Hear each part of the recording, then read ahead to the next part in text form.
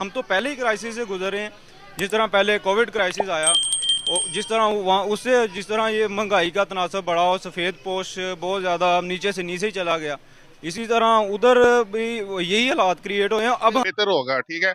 India चाहते हैं, उनका आम सुने आप जाके, एनालिसिस सुने उनका, चैनल देखें इंडिया के जाके। जो दूसरे स्टडी चैनल हैं वो देखें जाके, बताएंगे कि वो मिलना चाहते हैं, लेकिन जो हमारी वहाँ पॉलिटिशियन है वो नहीं मिलना चाहते। ये बात बस। फिर एक और सवाल है, अगर हम देखें तो थोड़े ही टाइम पहले जब क्राइसिस बहुत ज्यादा थे तो वहाँ के होना है, वर्ल्ड कप होना है, हम बाइकआउट कर रहे हैं, वो हमें बाइट कर रहे हैं, ये चीज गलत है।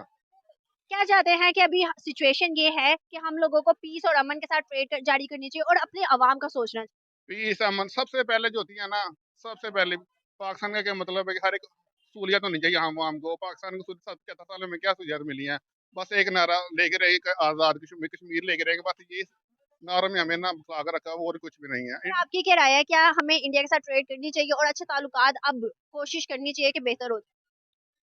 देखिए, लाजमी है, जो मुल्क की सूरत हाल चल रही है, ये तो बहुत अच्छा पहले ट्रेड जो है ना वो ओपन कर देनी चाहिए थी। लेकिन सबसे बड़ा मसला आप देखें कि ये बात ठीक ही है कि पॉलिटिशियंस और इंस्टीट्यूशंस की जो ईगो है, ये इन्हें इजाज़त ही नहीं देती। इन्हें पता ही नहीं है कि 22 से 25 करोड़ आवाम हो गई है, लेकिन ये समझते हैं कि ये सिर्फ इनकी जो गवर्नमेंट मशीनरी में जो लोग बैठे हुए हैं, यही पाकिस्तान है, ये ठीक चल रहा है तो ठीक चल रहा है, बाकी अवाम बेशक भूखी मर रही है, उन्हें कोई परवाह नहीं है। तो वो अवाम को सामने रख के फैसले नहीं करते, वो अपनी पॉलिटिक्स को, अपने करियर को, अपने मफादात को सामने रख के फैसले करते हैं, और ये अवाम को पता है, और अवाम सोई हुई है। और हमारे अंदर अवेयरनेस नहीं, अवेयरनेस लोगों को देखें अभी बहुत आ गई है, जरूरत नहीं है। सुपर पावर हम है, न्यूक्लियर पावर हम है, लेकिन मौजूदा कंडीशंस के अंदर, मौजूदा सूरत हाल के अंदर आपके न्यूक्लियर खाएं, हम खाने को हमारे पास कुछ नहीं है, इकोनॉमी कोलैप्स करने वाली है। ऊपर से IMF के इतने सख्त शराइत हैं कि आज टैक्स 300 से ऊपर डॉलर जाने वाला है। अगर वो सारे डैमों के फट्टे ही उठा देना तो हमारा पाकिस्तान पूरा के पूरा बहर अरब में जा गिरे, तो हम उन्हें किस बात की तड़ी लगा सकते हैं? और बाकी रहेगी बात न्यूक्लियर वेपन, क्या उनके पास न्यूक्लियर वेपन नहीं है? आपकी जितनी टोटल आर्मी है उससे 2 गुना ज्यादा तो उन्होंने सिर्फ कश्मीर में लगाई हुई है। कि रशिया के पास हथियार बहुत थे, बम बहुत थे, लेकिन वो टूटा इस वजह से था क्योंकि उसकी इकोनॉमी बिल्कुल डाउन चली गई थी। तो हम इंडिया से पहले हम ख़त्म हो जाएंगे अगर वॉर शुरू होती है। अस्सलाम वालेकुम, नमस्ते, सत श्री अकाल, मैं हूँ सना अमजद नाज। इंडिया आज़ाद है, उसने 93 से अपनी पॉलिसी जो IMF से ख़त्म कर दी थी, वो प्रोग्राम उन्होंने 93 से ख़त्म कर दिया था।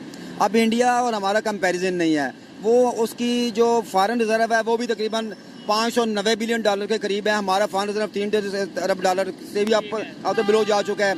हम ज़्यादा चूँकि इन्फ्लुएंस में हैं अमेरिका में। आपको चीज़ों का कैसे पता चला कि भाई एजुकेशन की बहुत अहमियत? कितनी एजुकेशन है?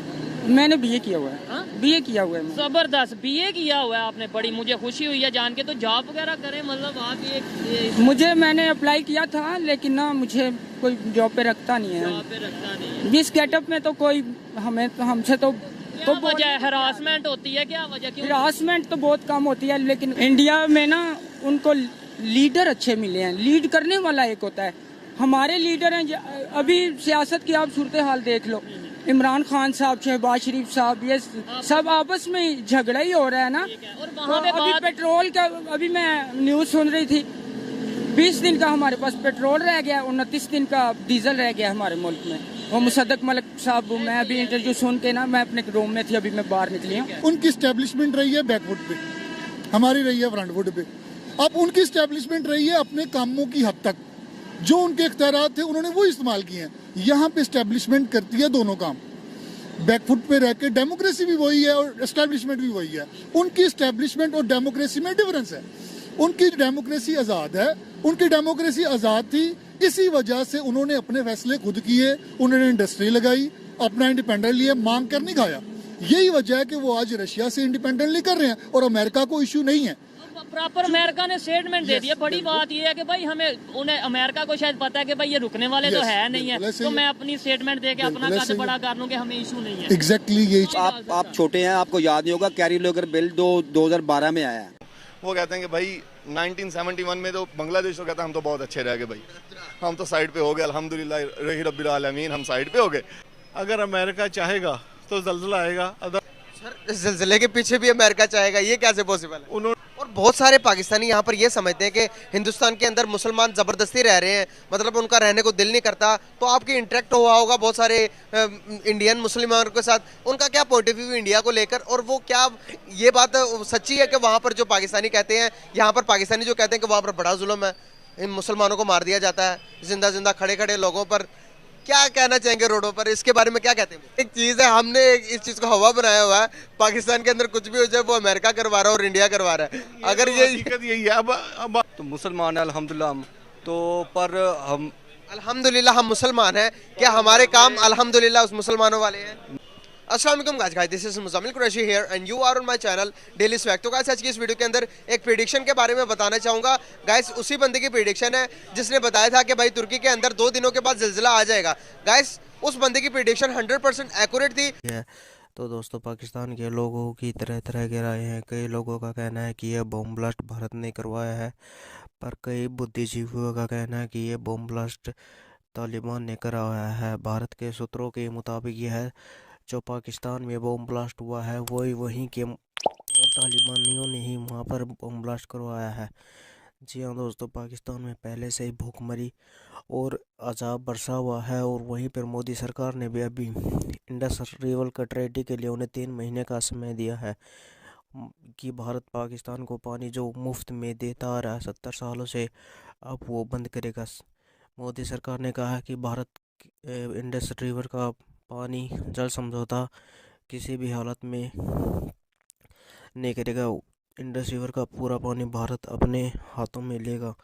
जी हाँ दोस्तों, ये खबर सुनते ही पाकिस्तान के होश उड़ गए हैं, और वहीं पर 7 से 8 लाख पाकिस्तान छोड़कर जा चुके हैं। दोस्तों उनका कहना है कि पाकिस्तान एक बेहद मूर्ख है, गरीब लोग पाकिस्तान में पिस रहे हैं। दोस्तों जी हाँ दोस्तों, आटे का भाव 150 रुपये किलो है और बहुत कुछ हो रहा है। दोस्तों विदेशी राजदूत भी पाकिस्तान छोड़कर जा रहे हैं। दोस्तों पाकिस्तान डॉलर की कीमत 300 प्लस हो चुकी है।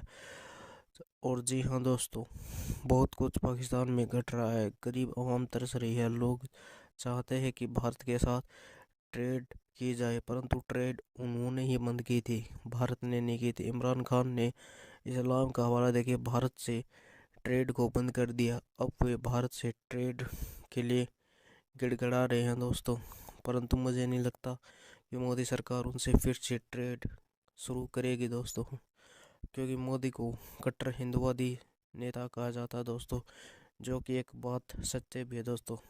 मोदी भारत की शान है और वो भारत की आन बान शान है। Subscribe the channel.